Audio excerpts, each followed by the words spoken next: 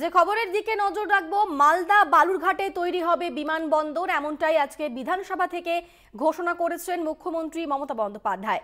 পরবর্তীকালে হাসিমারা ও পুরুলিয়াতেও হবে বিমানবন্দর এবং অন্টালে কার্গো বিমানবন্দর চালুর সিদ্ধান্ত বিধানসভায়, এমনটাই জানিয়েছেন মুখ্যমন্ত্রী। মালদহ ও বালুরঘাটে বিমানবন্দর তৈরি হবে। আজ বিধানসভা থেকে এমনটাই ঘোষণা করেছেন মুখ্যমন্ত্রী।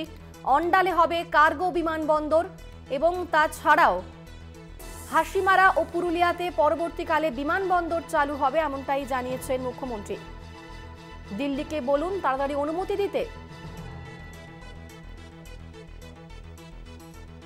এবং তারই সঙ্গে মুখ্যমন্ত্রী সবার কাছে আবেদন করেছেন যে জল জমতে দেবেন না, এমনটাই আবেদন করেছেন মুখ্যমন্ত্রী। আমরা বিষয়ে আরো জানবো, আমাদের সঙ্গে ফোনে রয়েছেন প্রতিনিধি দেবাশিস সেনগুপ্ত। দেবাশিস, আজকে বিধানসভা থেকে মুখ্যমন্ত্রী ঠিক কি ঘোষণা করেছেন এই বিষয়ে?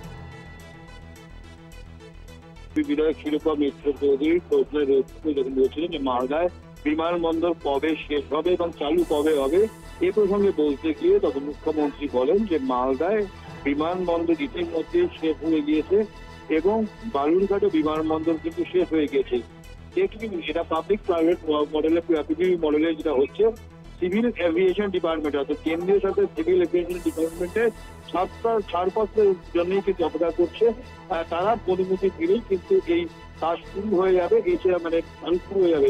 এছাড়া পরবর্তীকালে হাসিমারাতে তারা বিমানবন্দর করার পরিকল্পনা আছে, এমনটাই মুখ্যমন্ত্রী জানান। এবং অন্ডাল বিমানবন্দরের কার্গো বিমানবন্দর খুব শীঘ্রই চালু হয়ে যাবে। পুরুলিয়াও একটা নতুন বিমানবন্দর করবে এবং এই প্রসঙ্গে মুখ্যমন্ত্রী বলে সমস্ত বিজেপি বিধায়কদের উদ্দেশ্যে যে আপনারা বলুন, অর্থাৎ কেন্দ্রকে বলুন যে ছাড়পত্র যাতে তাড়াতাড়ি দিয়ে দেয়। আর আমরা চাই যে সিঙ্গেল ইঞ্জিন না করে ডবল ইঞ্জিন দিক, কেন সেখানে বড় যাতে বিমানবন্দর বিমান নামতে পারে সে বিষয়ে চিন্তা ভাবনা আছে। এবং এর ফলে তার জন্য আলাদা করে বেশ কিছু জমিও দেওয়া হয়েছে রাজ্যের পক্ষ থেকে। এবং সেক্ষেত্রে কিন্তু যেটা করা হলে উত্তরবঙ্গের মানুষের অনেক সুবিধা হবে, এমনটাই তিনি বিধানসভায় জানান। অনেক ধন্যবাদ দেবাশিস তোমাকে। আমাদের সঙ্গে ফোনে ছিলেন প্রতিনিধি দেবাশিস সেনগুপ্ত।